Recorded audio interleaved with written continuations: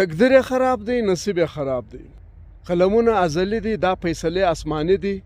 زموږ سپین ږیري خپله ناوړه او ناروا په ظلم جبر باندې ولاړې فیصلې اکثره په تقدیر او نصیب پسې تړي، په خدای پسې تړي.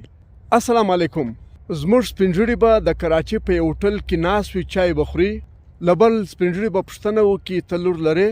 هغه وایي هو لرمې، خو نو زما زوی هم ځوان دی، راځه دوستي وکړو. زموږ د سپین ږیرو مشرانو چې کله ټیم نه پاسېږي، ساعت یې نه تېرېږي، بیا راولاړ سي د دوو ځوانانو، د دوو انسانانو، د خپل زوی د خپلې لور د ژوند فیصله غیر ارادي طور باندې وکړي. نه یې زوی خبر وي، نه یې لور خبره وي، بس فیصله وکړي چې د دوی کوزده مو وکړه. ځوان به په دوبۍ کې وي، نجلۍ به په لورلایي کې وي. سپین ږیري په کراچۍ کې ناست د کراچۍ په یو هوټل کې، ساعت یې نه تېرېږي، ټیم یې نه پاسېږي. د انسانانو د راتلونکي، د انسانانو د ژوند، د انسانانو د مستقبل فیصلې په ډېره ناروا، په ډېر ظلم سره کوي. که چیرې یو ځوان په خپله خوښه او یو نجلۍ په خپله مرضي باندې یو بل خوښوي، د ژوند فیصله کوي، بیا یې په ژوند کې مشکلات راځي، نو موږ دا منو چې دا قلم چې دی ازلي دی او دا فیصله چې د آسماني ده.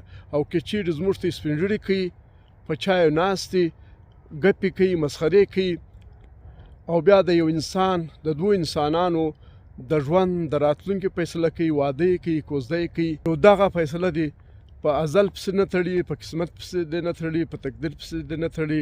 خپله دغه ناوړه او ناروا فیصله دې په خدای پسې نه تړي. زموږ سپین ږیرو، زموږ مشرانو د دغسې ډېرو ځوانانو، د ډېرو پیغلو داسې فیصلې کړي دي چې دوی د خپل ژوند ملګری نه لیدلی، نه اورېدلی، نه کتلی. نو سپین ږیرو، قدرمنو مشرانو، تاسې چرګه نه خرڅوي، نه د ګنج یو میږه یو پسه خرڅوي، تاسې دوه انسانان د دوه انسانانو مستقبل سره تړئ. انسانیت هم دوه انسانانو، پیغله او ځوان ته دا اجازه ورکوي چې دوی سره خوښ کړي.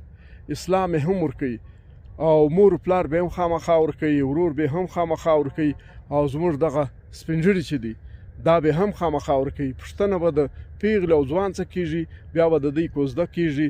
داسې تاسو د ډېرو پیغلو، د ډېرو ځوانانو ژوند تباه او برباد کوي. نو ځوانانو او پیغلو ته دا وایم چې رب الله پاک تاسو ته دا اجازه درکړې ده چې تاسو خپل د ژوند ملګری په خپله خوښه وټاکئ. په داسې سپین ږیرو یې مه ټاکئ چې ستاسو په ژوند باندې لوبې کوي، په جبر، په وحشت ولاړې فیصلې کوي، ستاسو ژوند در خرابوي، ستاسو مستقبل در خرابوي.